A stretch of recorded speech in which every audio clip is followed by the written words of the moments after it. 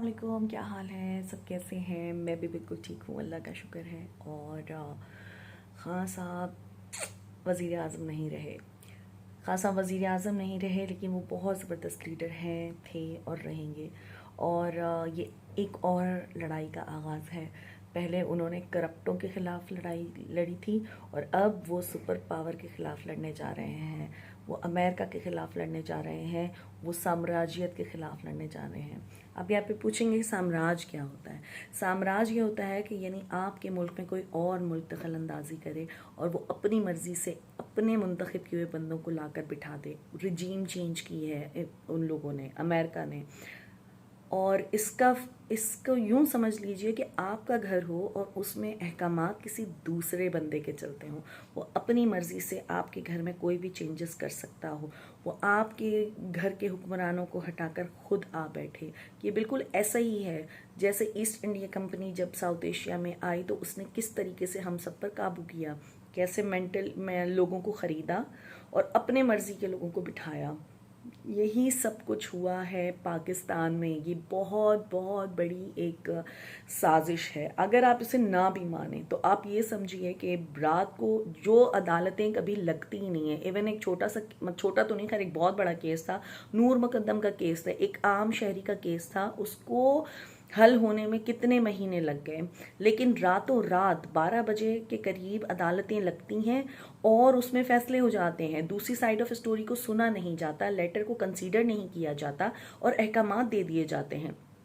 लेकिन सलाम है मेरे स्पीकर और डिप्टी स्पीकर पर जो नहीं बिके और उन्होंने इस गैरत को गवारा नहीं, उनकी गैरत ने इस चीज़ को गवारा नहीं किया कि वो इस रिजीम चेंज का हिस्सा बने और वो अमेरिका के किसी भी तरीके से उनका साथ दें। और वो अदम एतमाद की जो वोटिंग का सिलसिला था, उन्होंने कहा कि हम नहीं करेंगे। तो ये एक चीज़ जो मुझे समझ में आई है वो यही समझ आई। एक कॉमन कॉमन औरत का दिमाग जो है वो यही कहता है कि अच्छा, तो ये मेरा घर है, मेरे घर में किसी और के अहकामात चल रहे हैं, किसी और के कहने से सब कुछ हो रहा है। क्यों? ये मेरा घर है, यहाँ मेरी मर्जी चलनी चाहिए या मेरी फैमिली मेम्बर्स की मर्जी चलनी चाहिए। मैं क्या करूँगी? मैं उसके खिलाफ आवाज़ उठाऊंगी या मैं चुपचाप उन अहकामात को सुनती रहूं ताकि वो मैं खुद भी गुलाम बनूं, मेरी नस्ल भी गुलाम बने? ऐसा क्यों? और यही हमें इमरान खान साहब, अल्लाह ताला उनको सेहत दे, तंदुरुस्ती दे, ज़िंदगी दे कि वो मेरी कौम को जगा तो रहे हैं और अल्लाह उन्हें इतना वक्त दे कि वो इस अमेरिका से भी लड़ सकें। और मुझे यकीन है, मुझे हत्तुल इम्कान यकीन है ये बहुत बड़ी लड़ाई होगी। और अमेरिका के ख़िलाफ़ मैं अक्सर सुना करती थी और पढ़ा करती थी कि आखिरी ज़माने की एक निशानी ये भी है कि अमेरिका नहीं होगा। और मुझे लगता है उस जंग का आगाज़ इमरान खान साहब ने कर दिया है। और ये सिर्फ नवाज शरीफ के खिलाफ जंग नहीं है, ये जरदारी के खिलाफ जंग नहीं है। चोर तो उन्होंने बेनकाब कर दिए, करप्ट तो उन्होंने बेनकाब कर दिए हैं। अब ये जंग है अमेरिका के खिलाफ कि वो किस तरह से हम में तफरका फैलाते हैं, हम में लड़ाइयाँ करते हैं, हमारी कौम को कमज़ोर करते हैं, हमारी रिजीम को चेंज करते हैं, हमें मकरूज़ करते हैं। क्यों कर रहे हैं? मेरी ये समझ में नहीं आता था उनको पाकिस्तान में दिलचस्पी क्या है। जनाब, पाकिस्तान में ये दिलचस्पी है कि तमाम पड़ोसी ममालिक जैसे रूस हो गया, चाइना हो गया, अफगानिस्तान हो गया, जब वो अपनी मर्जी के बंदे बिठा देंगे तो ये उनको जगह मिल जाएगी, यहाँ से वो उन मुल्कों पे अटैक कर सकेंगे क्योंकि इतनी दूर से तो अमेरिका आके अटैक नहीं कर सकता ना।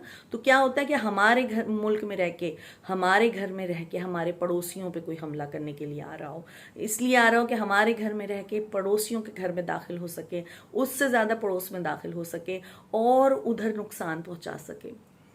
तो ये जो लोग आ रहे हैं, ये जो अब हुकूमत मिलेगी, बनी है, ये सब सब सब चोर हैं, सब डाकू, सब बिकाऊ। कोई एक भी ऐसा नहीं है जो मुल्की मफाद के बारे में सोचे।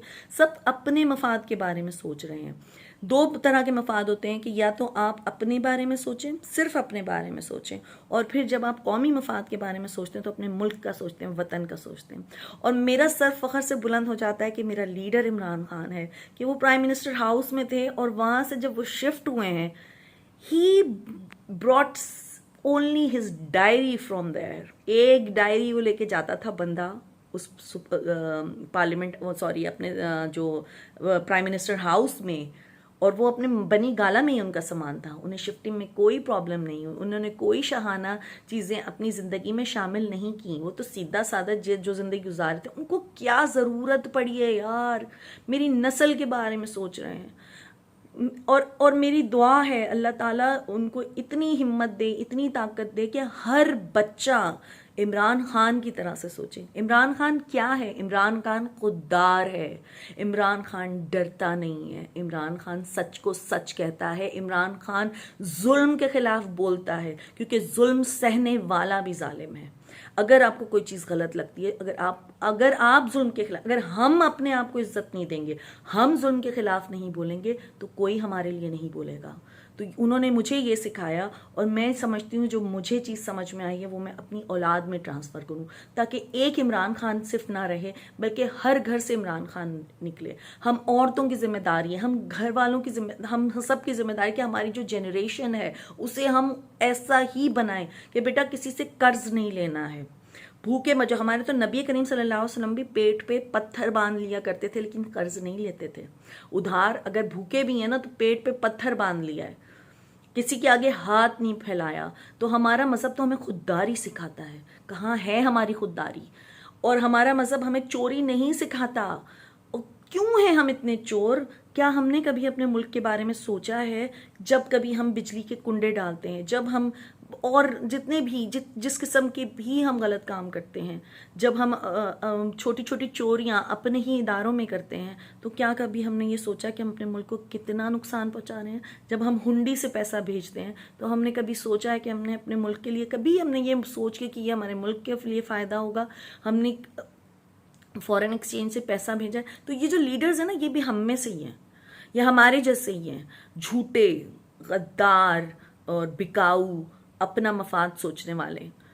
अब वक्त आ गया है कि हम लड़ें साम्राज्य के खिलाफ। अगर हम कुछ नहीं कर सकते तो जब वोटिंग हो तो हम सिर्फ वोट तो दे ही सकते हैं, और घर में बैठ के मेरे प्यारे लीडर के लिए दुआ मांग सके, क्योंकि इमरान खान ही आखिरी उम्मीद है। आखिरी उम्मीद, मायूसी तो नहीं कहना चाहिए, लेकिन जिस तरीके से अब ये लोग क्या करेंगे, उनके रास्ते बंद करेंगे, वो तरक्की के वो रास्ते जिन पर चल के वो हमारे मुल्क को आगे लेके जाना चाहते थे।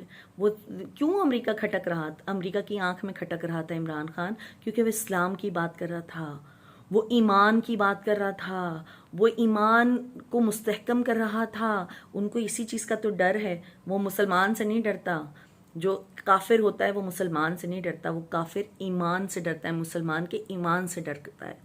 और वो हमारा ईमान कमज़ोर करने की हर कोशिश करते हैं, हर कोशिश करते हैं। खुदारा जाग जाइए और मेरे लीडर के लिए दुआ कीजिए। मैं भी दुआ कर रही हूँ और आप भी दुआ कीजिए कि हमारे हर घर से निकले इमरान खान, हर घर से निकले इमरान खान। अल्लाह ताला मेरे बेटे को तो बनाए इमरान खान, मेरी बेटी भी इमरान खान जैसी हो। मेरी दुआ है कि मेरे तमाम स्टूडेंट्स जो मेरे हैं, उनके अंदर भी वही जोश, जज्बा, खुददारी, सच्चाई और हक पे लड़ने की हिम्मत हो। और गलत को गलत कहिए। जब आप खुद को इज्जत नहीं देंगे तो कोई दूसरा आपको कभी भी इज्जत नहीं देगा। जब आप गाली सहेंगे, जब आप अपने आप को अपनी तजलील सहेंगे, आप खुद को भिखारी बनाएंगे, तो कोई आपकी इज्जत नहीं करेगा। सर उठाओ, और सर उठाकर जीने के लिए आवाज़ बुलंद करनी होगी, लड़ना होगा इस साम्राज्य के खिलाफ। लड़िए, अपने जहाँ जहाँ तक जैसे जैसे जो आपकी हिम्मत हो उस तरह से लड़िए, और मुझे दुआ में याद रखें। और मेरे कप्तान, मैं तेरे साथ हूँ, कोई तेरे साथ हो या ना हो, और घबराना बिल्कुल नहीं है।